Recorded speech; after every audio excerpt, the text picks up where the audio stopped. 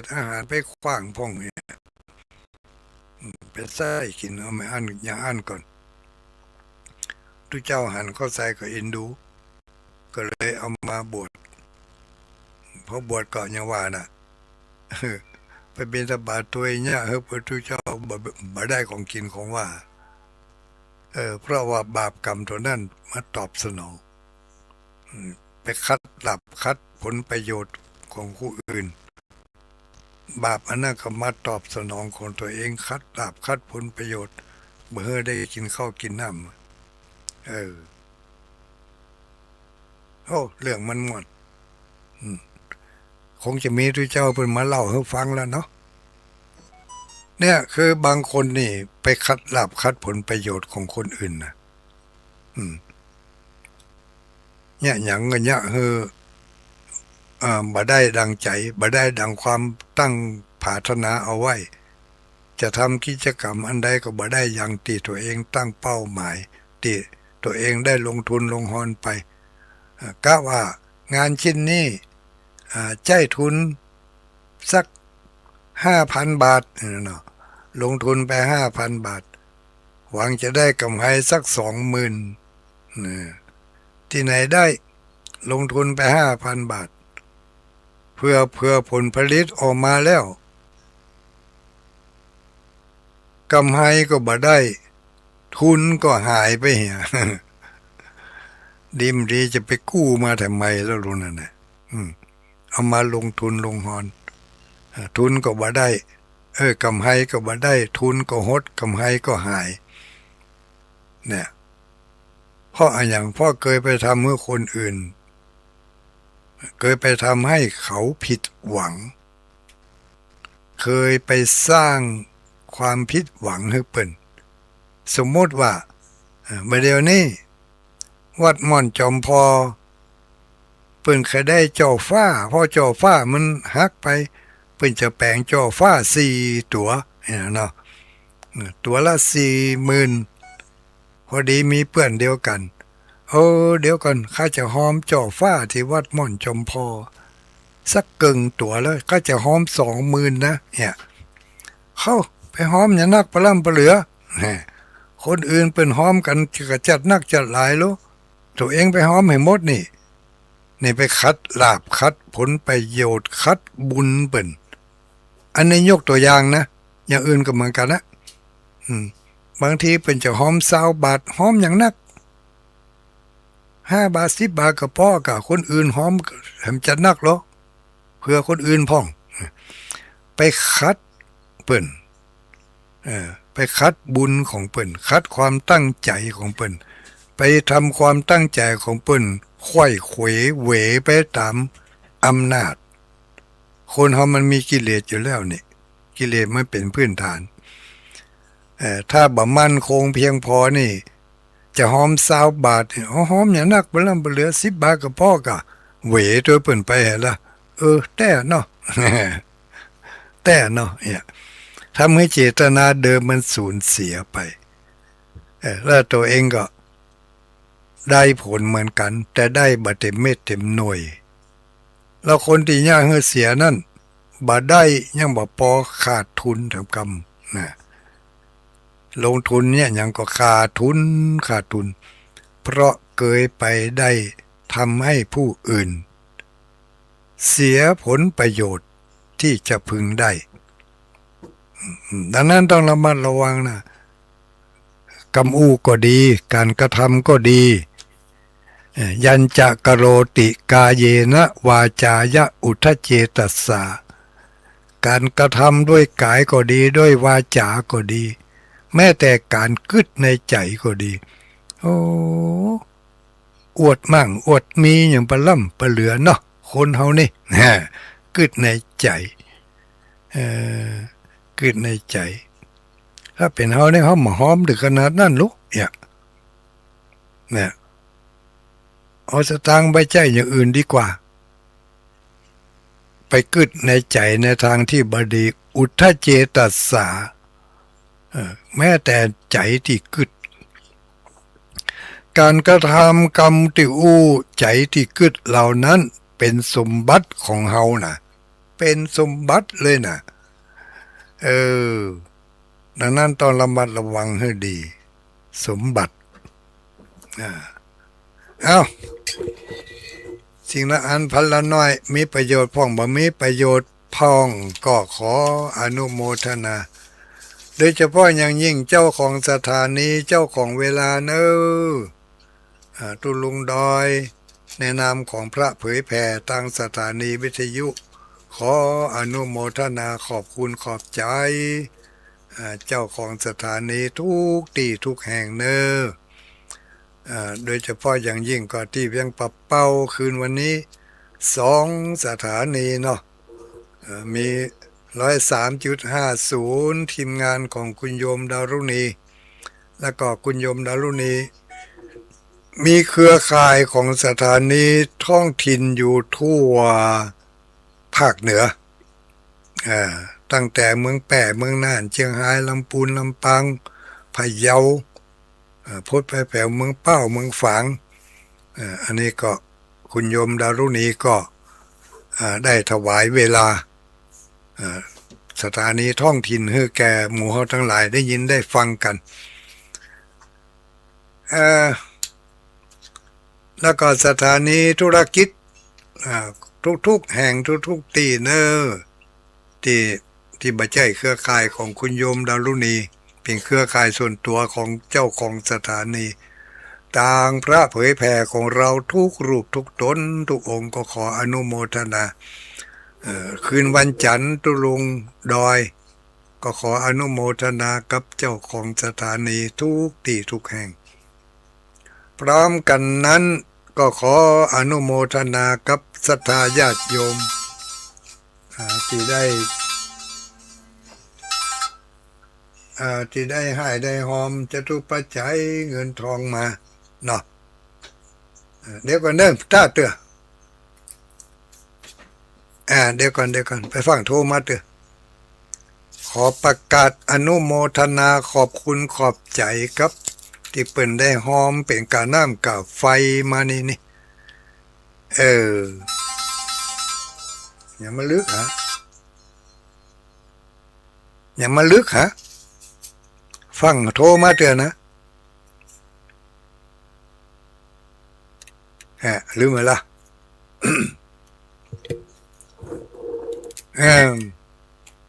ฟังโทรมาเตือนนะเดี๋ยวก่อนต้าเตือ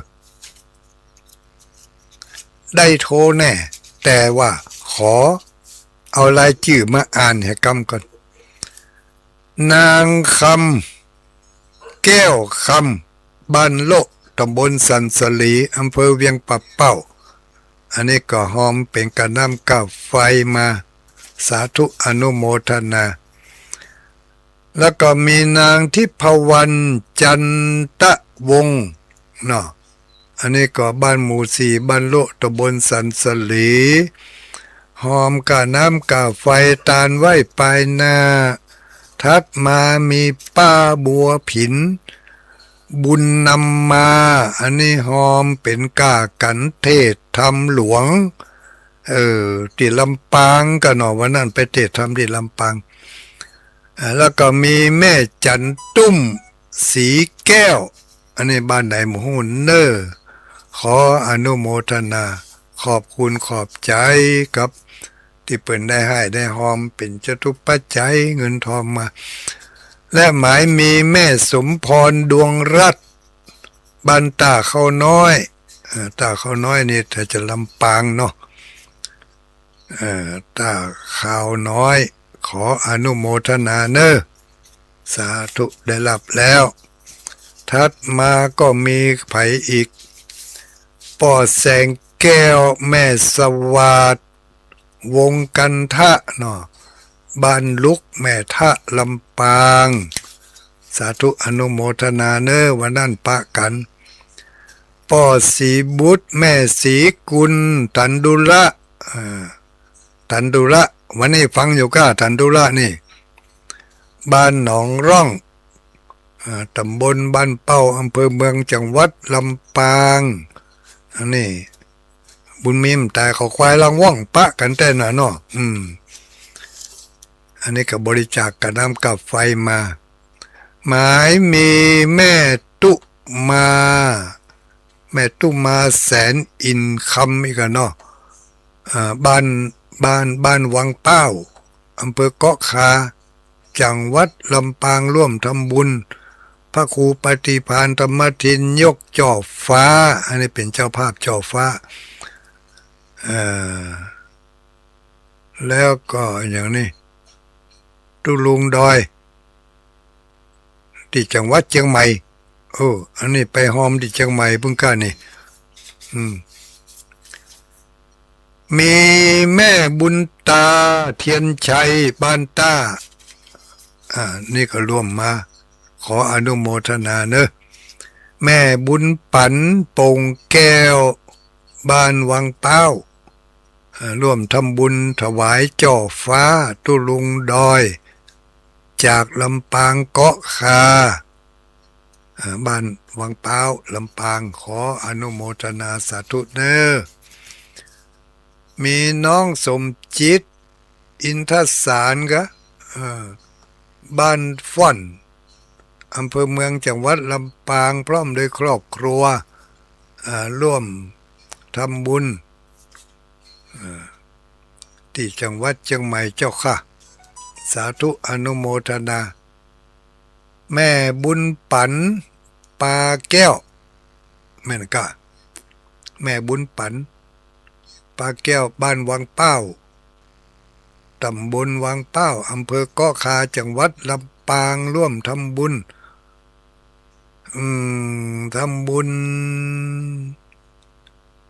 เสาวิทยุเมียเสาวิทยุสดมหาตุลุงดอยเอาเหรอเนอะถ้าป้าท่านมหาสมชาติมาได้ก็จะบอกเขาเป็นวันที่3 ที่ 4นี่จะป้าละก้าอันนี้นางสมจิตทำลิยาพร้อมด้วยครอบครัวร่วมทำบุญพระครูปฏิภาณธรรมทินจ่อฟ้าบ้านวังเป้าอำเภอเกาะคาจังหวัดลำปางทำบุญจ่อฟ้า4 ตัวมาได้ญาติโยมทั้งหลายตัวไหน40,000ก่อนวะแปลงได้แปลงว่ะถ้าบ่แปลงมันก็ทนบ่เหมือนเนาะก็เอาของแปลงหน่อยมันจะได้ทนเหมือนแม่ฟองคำตันโยแม่นเนาะแม่ฟองคำตันโยบ้านวังเป้าอำเภอเกาะคาจังหวัดลำปางทำบุญยกจ่อฟ้าทำพระครูปฏิภาณสาธุอนุโมทนาใครมาได้หอมเตอกับมามึกไว้ให้เนอะเดือนมีนาปุ่นก่อนจะยกจ่อฟ้า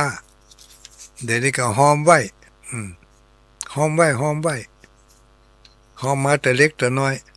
แม่สมพรดวงรัตน์บ้านตาเข้าน้อยถวายหลวงปู่ดอยพระครูปฏิภาณธรรมทินสาธุอนุโมทนาแม่ศรีลาไตอย่างนั้นไตสุนากะบ้านแม่ทะลำปางอันนี้ฝั่งเนาะกวมตันเป็นก็เขียนผิดเขียนถูกมาคุณโยมเบญจาบ้านกลวยไม้นี่ก็หอมมาจตุปัจจัยขอสาธุอนุโมทนาเนอะทัดมาถวายหลวงปู่ดอยนางสาวพันนิตาพรหมมินทร์ถวายปูจาปฏิทิน2569จำนวน10 ชุดได้จะส่งไปให้เนอะ10 ชุดอันนี้จะเก็บไว้ที่หนึ่งในกาปฏิทินแม่บัวไขวงหารบ้านโทกหัวจ้างพระบาทลำปาง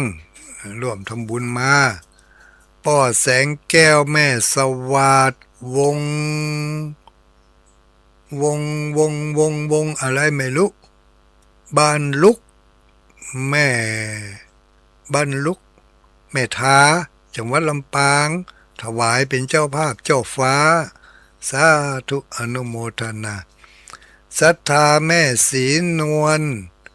เครือปั่นแก้วบ้านเมทะหมู่ ร่วมทำบุญถวายเป็นเจ้าภาพเจ้าฟ้าวัดพระธาตุม่อนจอมพออันนี้แม่ศรีนวลเครือปั่นแก้วดูบอกแผวอายุปุ่นนะ84 ปีขออายุมันยืนยาวเนอะเอ้ยเนอะสุขภาพแข็งแรงเหมือนกันกูคู่กูคนคุณยายอุไรวันอภิชัยกรเนาะตานไปหาป่อหลวงใจแม่ผงอันนี้บ้านไหนบ่ฮู้บ้านศาลาหลวงเกาะคาลำปางสาธุอนุโมทนาพระครูพระครูพระครูอุดมสิริทัตน์ถวายกันเทศอานิสงส์เวสสันตระพระครูปฏิภาณธรรมทินตุลงดอยสาธุขอบคุณครับตุลงตุอุ้ยตุอุ้ยอุดมสิริทัตน์วัดศรีภูมิมาวันนั้นถวายเป็นเจ้าภาพกันเทศคุณโยมแม่ปวลีเนาะแม่ปวลีอินสุวรรณอันนี้ลำปางบิ๊กซีลำปางขออนุโมทนากับคณะสัตยาญาติโยมเนอะทุกผู้ทุกคนบางซองมันไปสดอยู่ที่ไหนที่เบาหูไปเหี้ยไม่ได้เอามานี่สักคำบางซองก็มีกะซองแล้วก็มีจตุปัจจัยแต่บ่มีชื่อเป็นภัยพล่ำไปเหลือก็มีหลายผู้หลายคนอยู่บางซองก็มีชื่อบางมีชื่อบางซองก็บ่มีชื่อบางซองบางอันก็บ่มีซองบ่มีชื่อมีกับตัวสตังค์จตุปัจจัยเอาใส่ย่ามหั่นยัดเข้าไปหลายผู้หลายคนอยู่เนอะขออนุโมทนาทุกเสียงทุกสายทุกผู้ทุกคนที่ได้มีจิตใจเมตตากรุณาช่วยกาน้ำกาไฟกาสถานีแต่เจ้าธรรมครูนิวิตศิลสังวรพร้อมกับท่านอาจารย์พระมหาศกแก้วเอาสตังมาถวายเป็นกาสถานีอีวะเป็นกาเจ้าสถานี 2,000 บาทโอดต่อเจ้าสถานีที่ออกอาการนี่เจ้าเพิ่นนะญาติโยมเจ้าเป็นหลายปีหนึ่ง 2,000ก็บางเตือก็ลืมจ่ายพอลืมจ่ายเพิ่งก็บางเตือก็ออกอาการได้สักกำอีเนี่ยเพราะลืมจ่ายสวัสดีตุลุงเจ้าขอทรงติโยสำหรับทรงปฏิทินคุณแม่ละมุนสอนง่ายอันนี้สอนบ่ยากน้อยเนาะแม่ละมุนสอนง่ายอันนี้ก็อยู่อำเภอสันทรายจังหวัดเชียงใหม่แล้วจะส่งปฏิทินไปให้เนอะกี่เล่มบ่แจ้งมานี่แม่อุ้ยละมุนแจ้งมากำเนิดจำนวนกี่เล่มแม่อุ้ยถัดมาแม่อุ้ยจันกุลนะแม่อุ้ยสายฝนจันกุลนะก็ขออนุโมทนาเนอะคุณโยมกนกพิษชัยนาพร้อมด้วยพรรคพวกบริวารอันนี้ก็ส่งรับฟังทางสถานีวิทยุรับฟังทางออนไลน์คุณโยมทองหน่อยจากอำเภออย่างอำเภอบ้านห้องก็อำเภอตงห้องก็จังหวัดแพร่รับฟังอยู่จังหวัดแพร่อันนี้ก็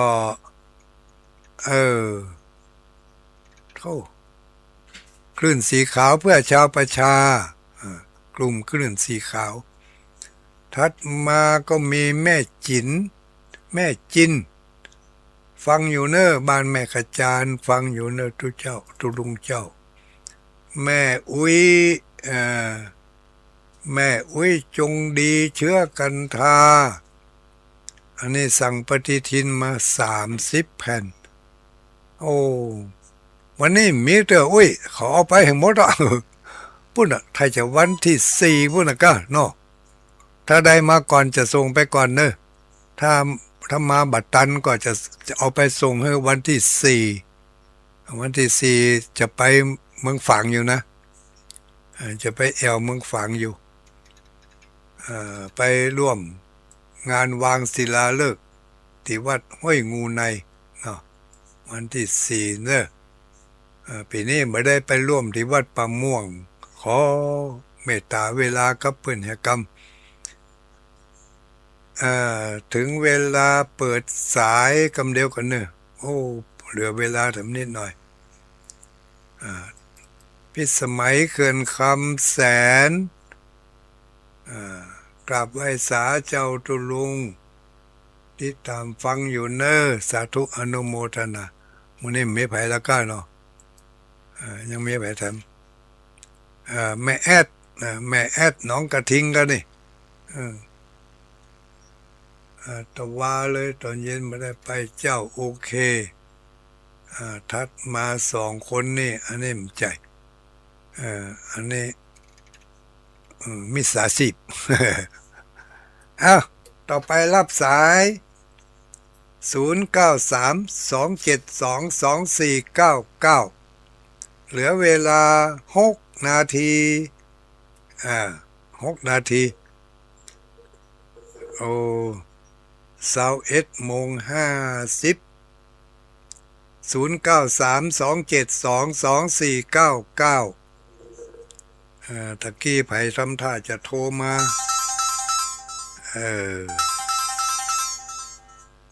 เจริญพรไหวสาทุลุงเจ้าไหวสาใครเอ่ยแม่ขมุนเจ้าแม่ขมุนอำเภอเงาเจ้าอำเภอเงาเจ้าชัดเจนดีเนาะอำเภอเงาเนาะเจ้าชัดเจนดีเจ้าสั่งปฏิทินนะเจ้าสั่งกี่แผ่นเอา4 แผ่นได้ก็เจ้า4 แผ่นแผ่นเพิ่งเป็น5 แผ่นเจ้า15 แผ่นละกันที่อยู่จำได้อีกการปีแล้วแหละปีแล้วได้ส่งกะส่งกะปีแล้ว2 แผ่นถ้าปีแล้วส่งมันข้อมูลมันจะอยู่ไหนเนี่ยเดี๋ยวต้องเดี๋ยวจดเบอร์โทรกับไม่ไว้ก่อน4740นี่เนาะ4740ได้เลยรับทราบอนุโมทนาสาธุ47405 แผ่นขอบใจมากสาธุอนุโมตามิแม่อุ้ยคำมูลเงา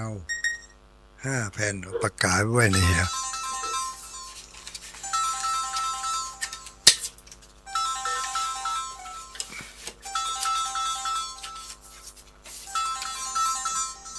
เดี๋ยวก่อนตาเถอะ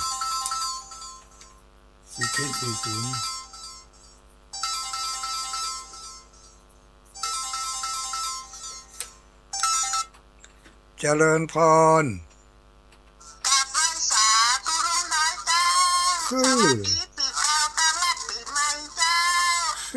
ไผนี่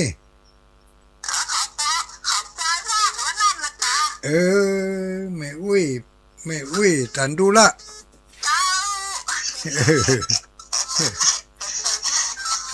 อนุโมทนาขอบคุณขอบใจ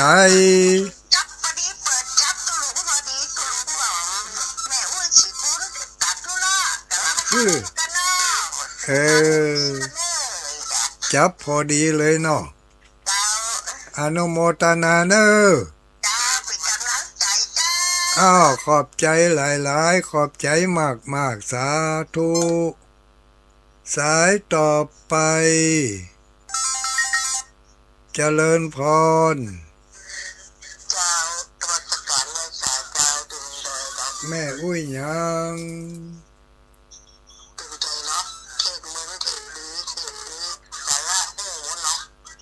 อุ้ยหยังจ๊ะชื่อ ใจใครตื้อชมน้อยได้ก็เจ้า ได้เลยบอกมาเลย มันเข้าเป็นผู้เรื่องกันเนาะเป็นสีขาวเนาะเป็นว่าเป็นกำลังเทฟังก่อนที่แต่ความรู้สึกเนาะโทรมาถามปฏิทินว่าโทรมาอู้ยังกับผู้ไร้สาระเนาะคนบ่มีสติฟังเนาะ ก็มันสไตล์ไผสไตล์มัน ก็ ท่านมหาตุลุง แล้ว มาเป็นศาสตร์อย่างเลี้ยงสติคนเท่าหมูนี่ของ เออ ฟังกันนี่ครับคนในพานเนี่ยเป็นฟังกันเอ้ยเสียงนั่นคือตื่นรถพุทธคือพุทธกลางเราเป็นอย่างเราจะพูดเนาะ ก็ไม่เป็นไร ฮะ ไม่เป็นไรอโหสิให้กันไป ก็ได้เลี้ยงสติคนเท่ากัน เออ โตเป็นหนึ่งคือทางความพูดคือมันมีสติเอาไปเก็บไปคิดไปอ่านเป็นทุกเป็นเทศก็มีหมดทุกอย่างเนาะฟังไปเอ้ยเธอมันนี่ก็ไปกินไปเห็นหมดอะอย่างนั้นนะ เป็นบ้างเป็นท่อนกะ ฮะ เป็นบ้างเป็นท่อนกะ เป็นร่างเป็นท่อนเป็นอะไรยังมันมาเป็นผู้เดียวไปเคยทำมาสักคำเป็นอะไรก็บอกผู้เดียวเป็นฟังผู้เดียวแล้วเป็นใครโทรก็โทรเราคนเท่าคนนี้นะ เอา ไม่ได้ อนุโมทนาเนอ ใครปาดเป็นความคิดของอื่นกันไปว่าตัวนี้ไปเรานำไปพิจารณาก็แล้วกันเนาะ เจ้าเจ้า สาธุสาธุอนุโมตามิเจริญพร มาตรการถนนเจ้า สวัสดี ลูกไหนมา อำเภอเงาเจ้า อำเภองาวแม่ก้อม แม่น้อมอีกอะแม่ก้อม ก็ แม่ก้อมใจค เจ้าอันตุลงอันดิเพนแต่จะปฏิทินปีนี้ ำปีนี้แปลงโหยอืม เอา5 แผ่นเจ้าเดี๋ยวก็ ปีแล้วได้ส่งก็ จะสูงเจ้า ส่งอยู่เนาะ ปีแล้วป้าสมชาติสูงเนาะ บ่ใช่ที่ทุลุงได้ส่งกะ ของตุลงก่อนมันเป็นปีนี้มีลูกพระเจ้านะ บ่ใช่ว่าไผเป็นคนส่ง ของข้าสมชาตินะ ถ้าท่านมหาสมชาตินี่ก็ต้องเอาที่ท่านมหาสมชาติ เพราะว่าทุลุงบ่มีข้อมูลอ่ะ อ๋ออันจะได้เนาะ ถ้ามหานี่ทุลุงสามป้าไงเมาหัวเว้นๆเนาะ แทนจะได้ก็ตุลง แค่50 บาท มาได้ จ้า อนุโมทนาสาธุ0932722499 สายสุดท้ายละเนอสายสุดท้ายเนอเจริญพร ไหวสาใครเอ่ยลูกไหนมา จ้าทำแม่ของตุลง รายงานตัวลูกไหนมา บ้านไหน เข้าใจมีมันห้องเจ้า บ้านโฮงหลับบ้านโฮงหลับปูนชื่อแม่อุ้ยหยัง ทำแม่มีนวล โลโล ใจเลย เสียงหวานยังเจว่านะกะ อนุโมทนาสาธุ เจ้าบัด วัดดี กุศลผลบุญที่ญาติโยมทั้งหลายได้กระทำบำเพ็ญมา ขอกุศลบุญนั้นจงปกปักรักษาให้ได้อยู่ดีมีสุขปราศจากทุกโศกโรคภัย มีความมุ่งมา่ปรารถนาสิ่งหนึ่งอันใด ความปรารถนาอันนั้นไซร้ไม่ผิดศีลผิดธรรม ไม่ผิดขนบธรรมเนียม ก็ขอความปรารถนาของญาติโยมทั้งหลาย จงสมดังใจใฝ่อ้างไปจุเยี่ยงจุประการจุผู้จุคน นั่นจุงจักมีเตียงแต่ดีหลี จัตตารโอธรรมาวัฏันติ อายุวันโนสุขังปะลัง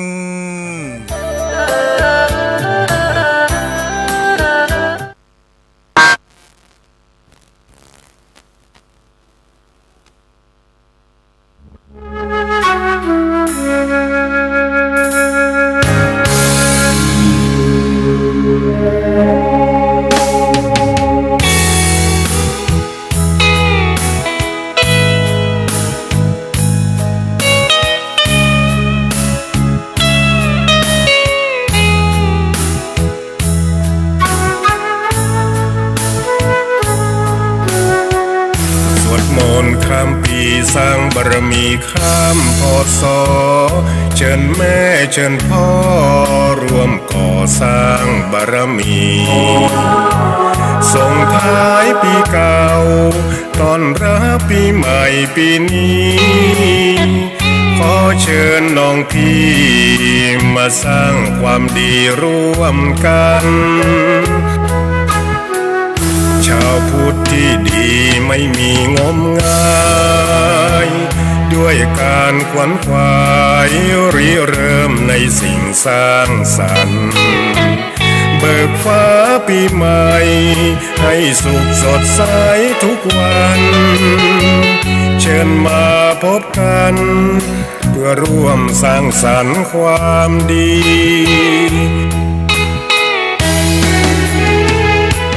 ทุกใดที่มีในใจของเราความโศกความเศร้าที่คอยเผาใจนานปีจงมาลายหายสูญด้วยคุณพระชินสีอีกทั้งทุกโศกโรคภัยที่มีอย่าได้ราวีตลอดปีและตลอดไปสวดมนต์ข้ามปีสร้างบารมีข้ามพศอย่าได้รีรอมาเสริมต่อสร้างสุขทางใจสมเป็นชาวพุทธบริสุทธิ์สะอาดสดใสเชิญพากันไปไหว้พระสวดมนต์ข้ามปี